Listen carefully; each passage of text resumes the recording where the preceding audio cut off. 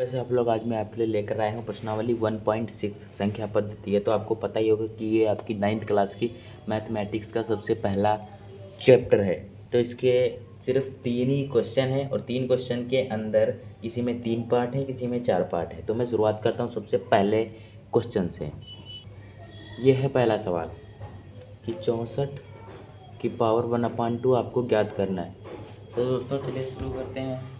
तो इसको हल करने का सबसे आसान तरीका है, आपको 8 का स्क्वायर कर देना है और उसके ऊपर ये घात हो गई।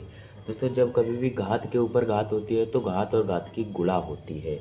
तो जब गुणा होती है 2 गुणे 1/2 की जब गुणा करेंगे तो 2 से 2 कट भी जाएगा। तो हमारा 2 से 2 ये कट जाएगा तो क्या बचेगा 8। ये हमारा आंसर होगा।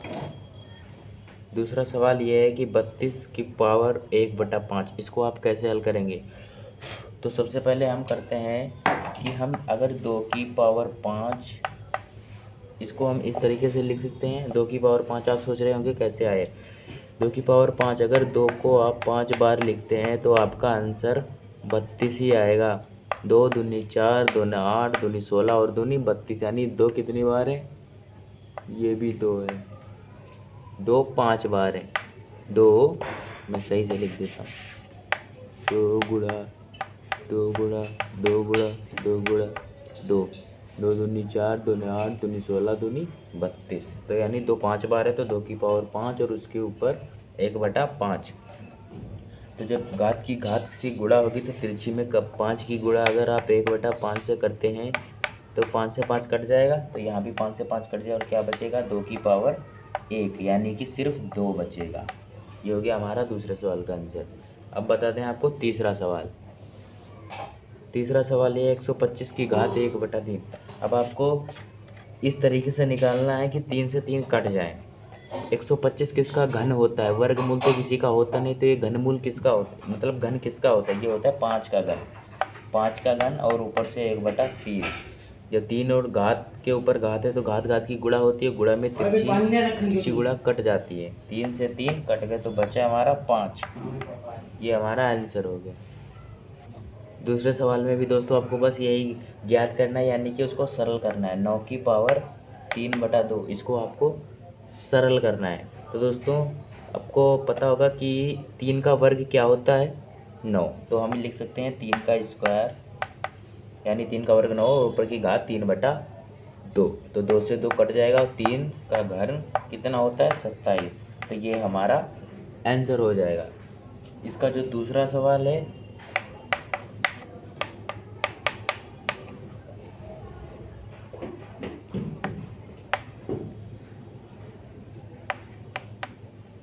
2/5, इसको 2 की पावर 5 और 2/5 इसको हम इस तरीके से लिख सकते हैं।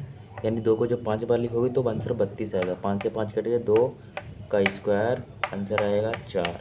2 का स्क्वायर 4, ये हो गया आंसर। ये दूसरे सवाल का तीसरा पार्ट है। इसको हम इस तरीके से लिख सकते हैं 2 की पावर 4 और 3/4। 2 को 4 बार लिखोगे तो आंसर 16 आएगा। 4 से 4 कट गया और 2 का घन कितना होता है 8। हमारा तीसरे सवाल का ये आंसर हो गया। ये है सवाल नंबर दूसरे का चौथा पार्ट है।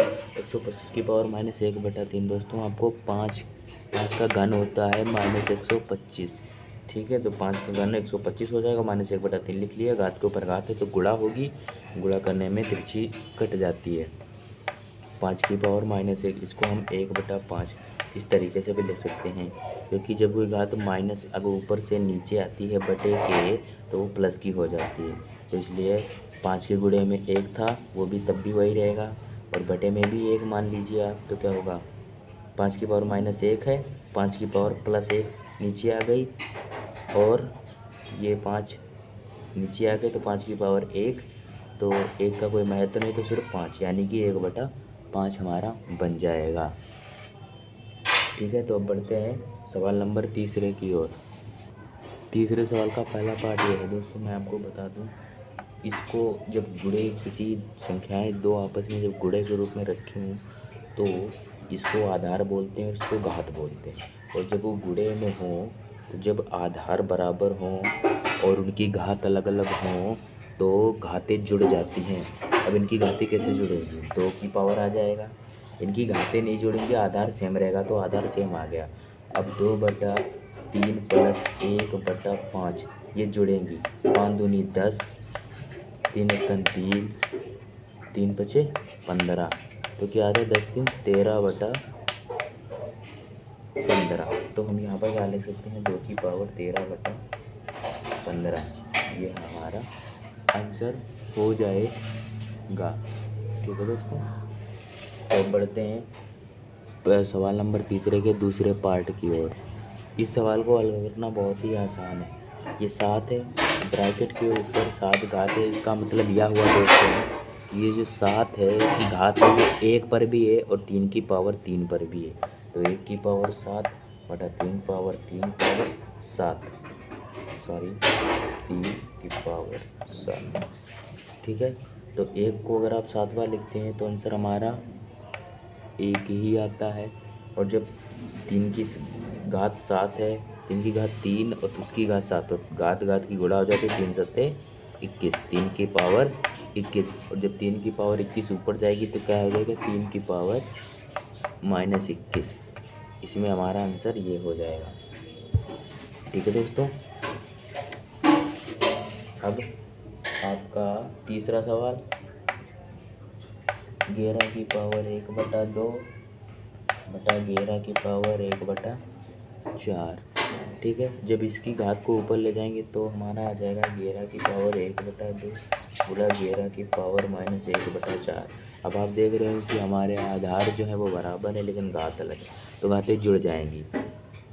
तो हम घातें को जोड़ रहे हैं 1/2 प्लस माइनस का 1/4, 4 एकम 4, 2 एकम 2, माइनस के 2 हो जाएंगे और नीचे 4 दूनी 8, तो 4 प्लस माइनस के 2/8, 4 में से 2 के 2/8। ठीक है दोस्तों, क्या आएगा हमारा? 2/8। तो हम क्या लिखते हैं? 11 की पावर 2/8, 2 एकम 2, 2 चक्कू 8। हमारा आंसर आएगा 11 की पावर 1/4। ठीक है दोस्तों, अब इस तीसरे सवाल का जो लास्ट क्वेश्चन है वो है 7 की पावर 1/2 इंटू 8 की पावर 1/2 गुणा। इसमें क्या होगा कि हमारी घात बराबर है और हमारे जो आधार हैं वो अलग अलग हैं। तो हम क्या करते हैं, तब हमारे जब आधार बराबर नहीं होते हैं तो उनकी गुणा हो जाती है। 8 सत्ती 56 की पावर 1/2। तब आधार मतलब घात सेम रहती है, आधार की गुणा हो जाती है।